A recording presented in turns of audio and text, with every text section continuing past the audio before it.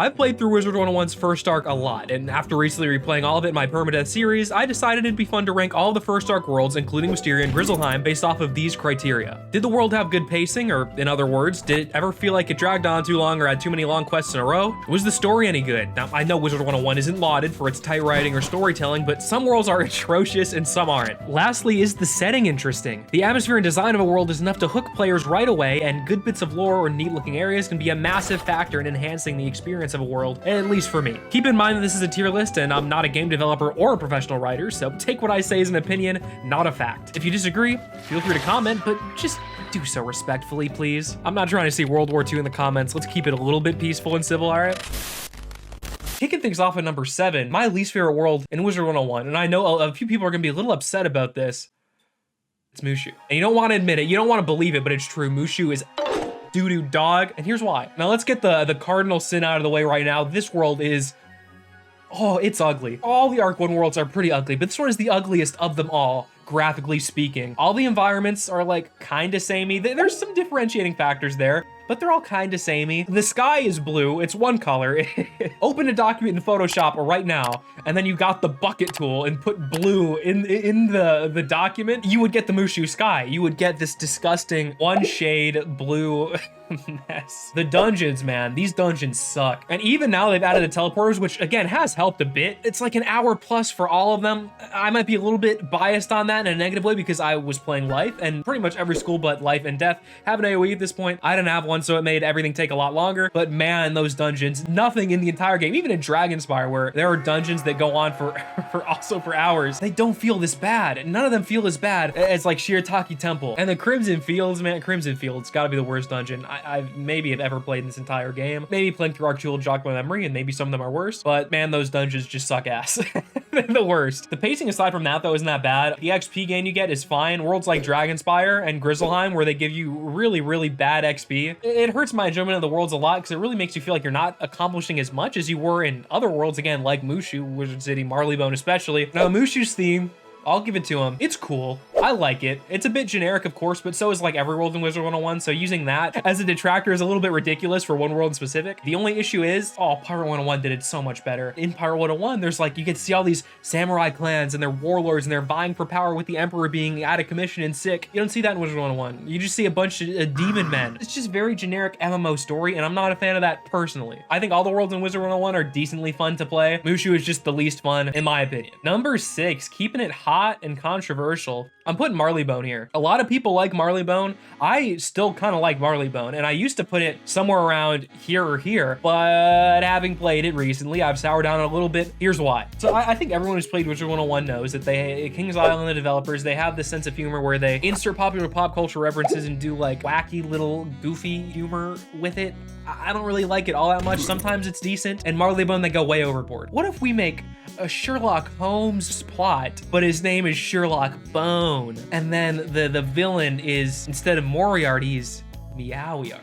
What the Why are we doing this? Why do just make them their own characters that are like loosely based off of the originals? Why do they have to be carbon copies but just Bone? I don't understand. Like, I get it, it's a kid's game. I get it. I get that I'm man-babing over a kid's game having stupid humor, but I really wish it didn't. Now, my other big gripe with Marley Bone is goddamn, this world looks so samey. Like, you get to Hyde Park, Chelsea Court, they might as well be the same thing. You get very samey looking overworld areas, like all of them look very samey and very dull and very boring. The dungeons are pretty cool though. I like them a lot. I mean, the early ones are a bit boring, but then when you get to Katzenstein's lab, which is this like repurposed castle laboratory, it's really cool. And then you get to Big Ben. Again, it's the Big Ben. It's pretty cool to climb all the way to the top, and then you fight the main villain at the top of a clock tower. It's a really cool setting. I like those a lot. One positive though that Marley Bone does have, pacing's fire. I find that a lot of the longer worlds, a la Chrysalis, drag on for centuries and you kind of just stop having fun midway through. Marley Bone doesn't have that problem. The questing and the battles,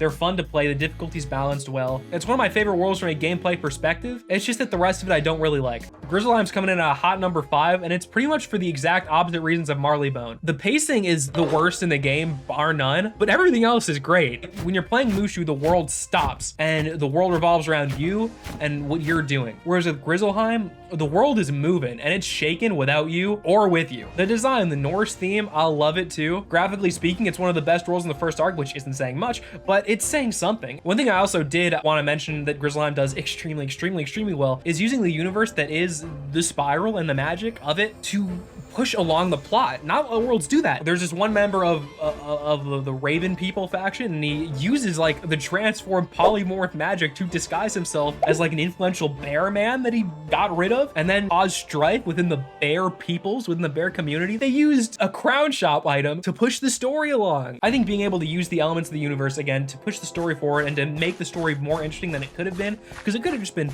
oh, kill this Raven leader who's causing a ruckus. I really like it. Now this may sound like a very positive review for a number 5 placing world here. Pretty middle of the road, lower middle. Hey, what do you know? I scared him. All that good, don't get me wrong, it makes Grizzleheim fun and unique, but that pacing is just atrocious. You're getting like 50 XP at level 30 to 40. Why are we even here if I'm getting that XP? What's the point to playing this, aside from that it's in the game? I can play a session of Grizzleheim for like hours, maybe like 2 hours of Grizzleheim. I've maybe leveled up once, if I'm lucky.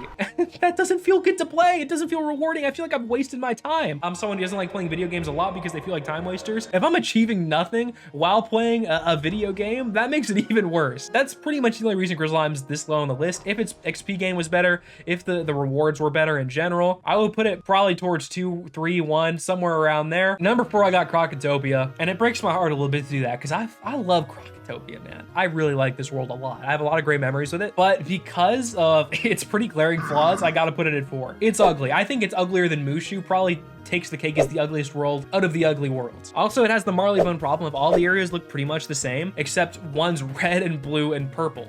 That's it. It's like Smash Bros. Color palettes. That's the areas of Crocotopia. Crocotopia's story is one of my favorites in Arc 1 for sure. It feels like its own entity. There's a lot of rich history. It feels like its own world, and it was there and it existed for centuries before you got there. And I like that. That's what I'm looking for in world building. The stuff with the Order of the Fang and the Balance School, like this is all such interesting bits of lore that add on to what was already there in Wizard City. I love it. And the Croconomicon is literally what pushes the story forward for the entire first arc. It makes the story possible. The pacing has some lulls in it. The back-to-back dungeons in Crocosphinx, they kind of suck. It feels like a bit of a slog to play. Like every time I'm making a new character and I'm starting up and I'm getting to the end of the Crocosphinx, I'm dreading doing these 2 back-to-back long-ass dungeons. The Emperor's Retreat is a sick dungeon. It's a really sick dungeon, but if I don't want to be there, what's the point? Other than that though, the pacing's fine. The XP gain's really nice. Crocotopia, in my opinion, way more pros than cons, and the pros that it does have are way more important to me than the cons that it has. I really like Crocotopia again, but it's just not top 3 for me. Arc 1's got a lot of heavy hitters these days, like Dragonspire, my number 3 world, and before I played through Dragonspire recently with the permadeath playthrough, I really didn't like it, but it's at number 3 this time. Why is that? It's because the lore and the story is just so awesome. Feels like its own entity, check. It feels like a world that's been there for 1,000 years, because the premise of the world is that, oh, it's a ruined nation, and they could have just left it at that and not touched on the lore as much and just kind of yada through things and took you to Malastir. They don't do that. All of the quests are riddled with bits of fun, interesting story beats about Dragonspire itself. It's amazing, and Wizard101 worlds don't really do that very much. Dragonspire does it in spades. Graphically, I think this world's not that terrible. It's not amazing by any stretch of the imagination, but it still looks good enough for me. The dungeons that you get are very cool and have very iconic moments. The labyrinth has a lot of flaws. It's a slog. I'll say it straight up. That dungeon sucks to play from a gameplay perspective. The labyrinth as a whole, honestly, now that I'm thinking about it, is a great symbolism of what Dragonspire really is as a world. Great lore, great story, gameplay that makes you want to jump off a building.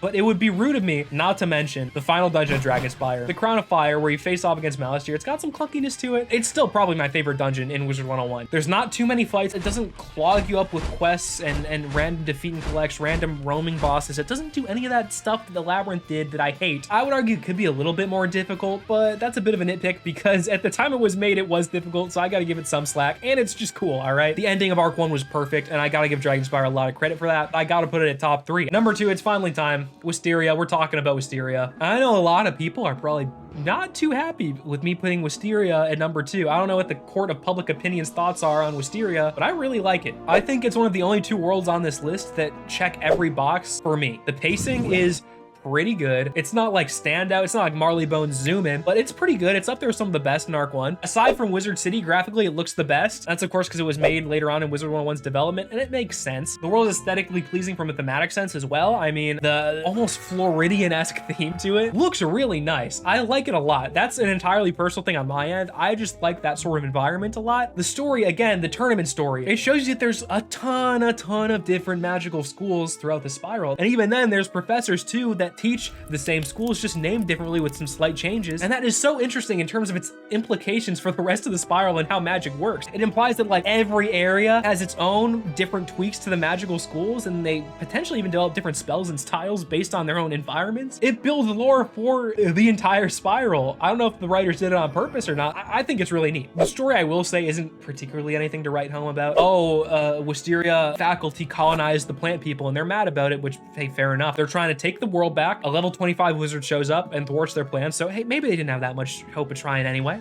Regardless, it's good enough. It's a good enough plot. The tournament portion of the story sort of takes center stage for me because I always wanted to compete, but I was afraid of getting called slurs in PvP. So Wisteria was perfect for me. Pacing's good, story's good, graphically, it looks good enough. It does it all. But one world does it all just a little bit better. Wizard City. Wizard City, with the revamp, with the rework, is so far and away for me the best world in the game right now. The environment and the way that they captured sort of the magical school element, and this could be nostalgia talking, I love it. I think they did it perfectly. The music and soundtrack, Wizard City's soundtrack alone, I would put above all of these soundtracks combined. Wizard City's soundtrack is bumping, it's phenomenal. I don't know what magic they captured there, but they did it, so shout outs to them. Obviously, graphically speaking, it's gorgeous, at least comparatively to the rest of the spiral. It looks great. The story is set up extremely well. You get all the setup with Wisteria. You get to see what he's doing. The story itself isn't overly amazing. It's a setup story. It does what it needs to. It does what it has to, and it does it well, in my opinion. The pacing in Wizard City is probably my favorite pacing in the entire game. You gain levels fast. You get spells thrown at you like candy. You get all these new tricks and toys. You get to see what they do, and it's really cool, and it makes you want to play more and more and more and more and more, or at least that's what it did for me. And that about wraps it up. Yeah. Hey, folks, thanks for sticking around this far into the video. Let me drop the obligatory reminder to like and subscribe. It helps me out a ton and costs you nothing. Feel free to write some comments about what you think I got right and what I got wrong, and as always, see you guys next time.